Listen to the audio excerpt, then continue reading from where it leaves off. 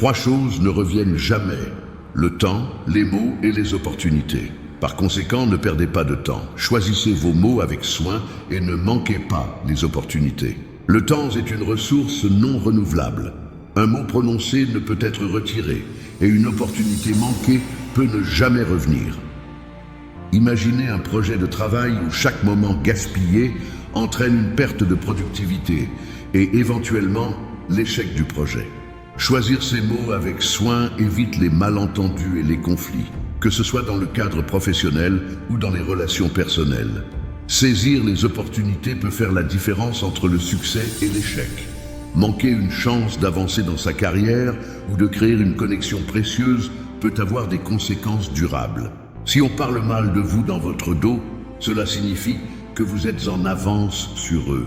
Les critiques et les commentaires négatifs viennent souvent de personnes qui se sentent menacées par votre succès. Cela peut se produire dans un environnement de travail où un employé qui se distingue devient la cible de ragots. Considérez cela comme un signe de progrès. Un exemple concret est un entrepreneur qui fait face à des critiques de ses concurrents. Au lieu de se décourager, il doit voir cela comme une confirmation qu'il est sur la bonne voie et que son succès a un impact. Nous avons deux vies, et la seconde commence quand nous réalisons que nous n'en avons qu'une.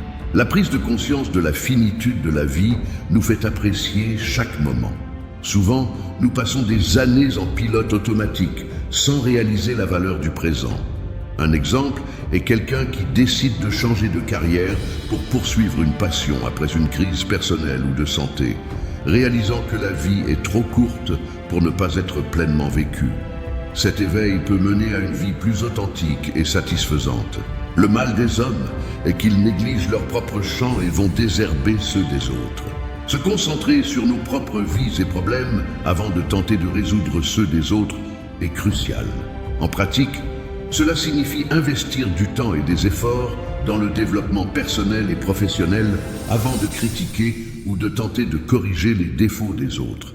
Par exemple, un manager doit se concentrer sur l'amélioration de ses propres compétences en leadership avant de pointer les défauts de son équipe.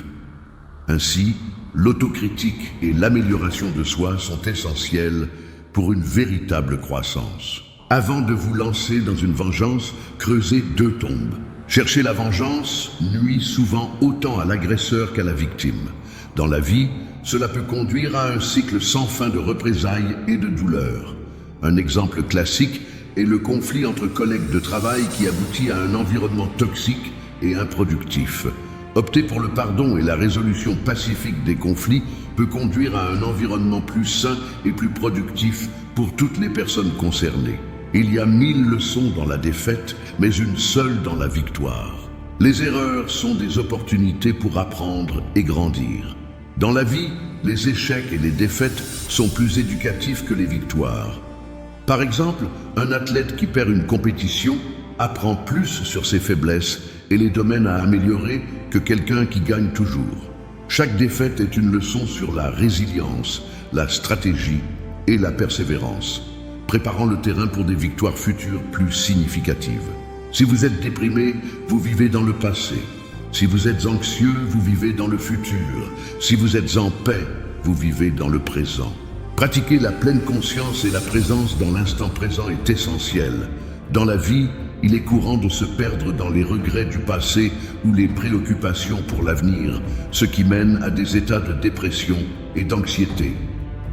Pratiquer la pleine conscience, comme la méditation ou se concentrer sur les activités quotidiennes, peut apporter paix et équilibre.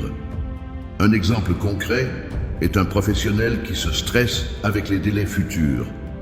En se concentrant sur les tâches d'aujourd'hui, il peut réduire l'anxiété et augmenter la productivité. Le voyage de 1000 miles commence par un seul pas. Commencer des actions, même minimes, est crucial pour atteindre de grands objectifs. Dans la vie, nous sommes souvent paralysés par l'ampleur de nos rêves et de nos objectifs. Commencer par de petits pas rend le processus plus gérable. Par exemple, un auteur qui veut écrire un livre doit commencer par écrire une page par jour. Avec le temps, ces petits efforts s'additionnent, menant à la réalisation de l'objectif majeur. Nous nous efforçons davantage de convaincre les autres que nous sommes heureux et nous nous efforçons de le croire nous-mêmes. L'authenticité est vitale. Souvent, nous essayons de projeter une image de bonheur pour les autres tout en luttant avec nos propres insécurités. Chercher un bonheur authentique et interne est plus précieux que de maintenir des apparences. Un exemple est une personne qui, au lieu d'afficher une vie parfaite sur les réseaux sociaux, investit du temps dans des activités qui lui apportent réellement de la joie et de la satisfaction personnelle. Un homme en bonne santé désire 1000 choses, un homme malade en désire une seule. La santé est un bien précieux, souvent sous-estimé, jusqu'à ce que nous la perdions. Dans la vie, la santé impacte nos désirs et priorités. Un exemple clair est quelqu'un qui, après avoir affronté une maladie grave, commence à valoriser davantage le temps passé avec la famille et les amis, les petites joies quotidiennes, et adopte un mode de vie plus sain, reconnaissant que sans la santé, les autres réalisations perdent leur. Travaillez à purifier vos pensées. Si vous n'avez pas de mauvaises pensées, il n'y aura pas de mauvaises actions. Nos pensées façonnent nos actions.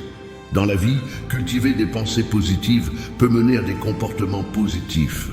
Un exemple concret est la pratique de la gratitude quotidienne, où une personne note des choses pour lesquelles elle est reconnaissante. Cela peut améliorer le bien-être mental et réduire la propension à des actions négatives. L'homme qui dit qu'il peut et l'homme qui dit qu'il ne peut pas ont tous deux raison. Nos attitudes et croyances peuvent déterminer notre succès ou notre échec. Dans la vie, croire en soi est la première étape pour atteindre n'importe quel objectif.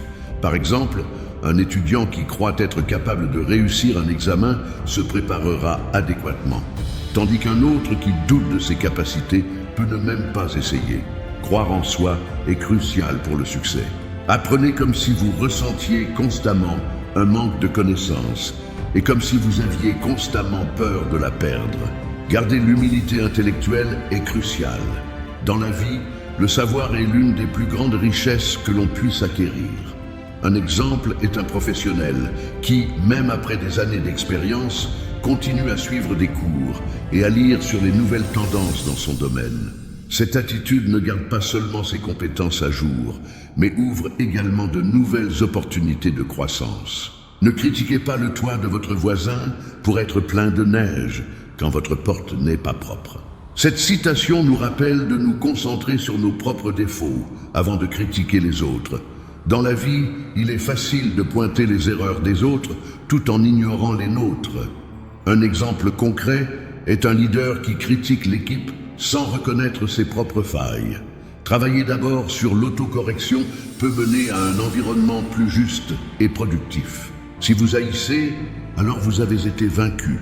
La haine consume plus celui qui la ressent que celui qui en est la cible. Dans la vie, nourrir de la haine peut mener à des actions destructrices et à une perte de paix intérieure. Par exemple, quelqu'un qui garde de la rancune contre un collègue perd son temps et son énergie au lieu de se concentrer sur des aspects positifs et constructifs de sa vie. La paix intérieure et la croissance personnelle sont possibles lorsqu'on choisit de laisser aller la haine. Il est plus honteux de douter de nos amis que d'être trompé par eux. La confiance est le fondement de toute relation saine. Dans la vie, choisir de faire confiance à nos amis, même avec le risque de déception, montre notre force et notre ouverture. Un exemple est un partenaire commercial qui choisit de faire confiance à ses associés, même après une trahison, montrant ainsi sa foi en la bonté humaine et en la possibilité de rédemption. Appelez-vous faible lorsque vous êtes fort, fort lorsque vous êtes faible. Cette stratégie de dissimulation peut être utile dans des situations de concurrence ou de conflit. Dans la vie, montrer de la vulnérabilité peut parfois détourner l'attention des autres de nos véritables forces et inversement. Par exemple, dans une négociation, feindre la faiblesse peut amener l'autre partie à baisser sa garde, permettant ainsi d'obtenir un meilleur résultat. Celui qui flatte un homme est son ennemi. Celui qui lui montre ses défauts est son mentor. La critique constructive est plus bénéfique que la flatterie. Dans la vie, les vrais amis et mentors sont ceux qui nous aident à voir nos erreurs et à nous améliorer. Par exemple, Un entraîneur qui critique les performances de son athlète avec l'intention de le pousser à se dépasser est plus précieux qu'un supporter qui ne fait que louer ses succès sans mentionner ses faiblesses.